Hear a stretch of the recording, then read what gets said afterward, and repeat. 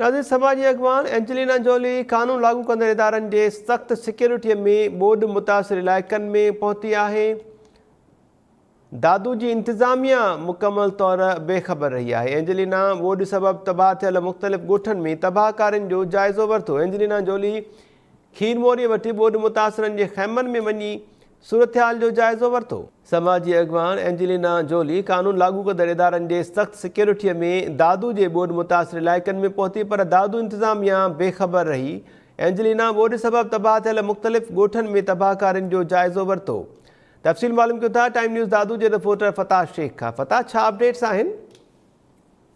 जी, Hollywood जी मशहूर अदाकारा Angelina Jolie जेका आहे उहा अॼु सेवण पहुती आहे। सेवण खां पोइ उहा हुनजो BHP दादूअ जे हेलीपैड ते लहण खां पोइ ॿेड़ियुनि ज़रिए जेको आहे जोही तालुके जे मुख़्तलिफ़ तबाह थियल जेकी ॻोठ आहिनि उन्हनि जो जाइज़ो वरितो आहे ऐं उते मौजूदु जेके औरतूं आहिनि या मर्द आहिनि उन्हनि सां पिणु जेको सो बोर्ड बाबति उन्हनि खां मालूमात वठण सां गॾोगॾु एंजेलिना जूली जेका आहे उहा वापसि जेको आहे BHP कंपनी जे भरिसां खीरमोरीअ वटि हिकु बोर्ड मुतासिरनि जी कैंप वटि पहुती आहे, जिते हुन औरतुनि ऐं मर्दनि सां जेको आहे बोर्ड बाबति साणनि ॻाल्हियूं कयूं आहिनि। ऐं उन सिलसिले मां त इहो ॿुधाईंदो हलां त हिन वक़्तु जेको आहे एंजेलिना जूली जेका आहे उहा BHP कंपनीअ जे हेलीपैड तां वापसि जेको सो कराची लाइ रवानी थी रही आहे।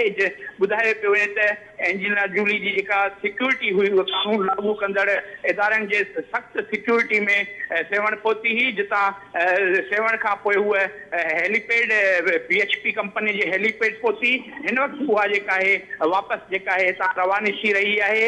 ऐं मां तव्हांखे इहो ॿुधाईंदो हलां त एंजेलिना जूली जेके दादू वारे दौरे बाबति जेको आहे दादू इंतज़ामिया बेख़बर रही आहे, जॾहिं त दादू इंतज़ामिया जे सोर्सिस जो चवणु आहे तोड़े DC हाउस ऐं SSP हाउस जो चवणु आहे त एंजेलिना जूली जेका आहे उहा फोर्सिस जेके कानून लागू कंदड़ इदारा आहिनि उन्हनि जे सख़्त सिक्योरिटी में सेवण खां पोइ जोही जे कुझु ॻोठनि में पहुती आहे, जितां हू हिन वक़्तु वापसि रवानी थी चुकी आहे। जी फताह शेख, महिरबानी अव्हां जी अपडेट करण जे लाइ।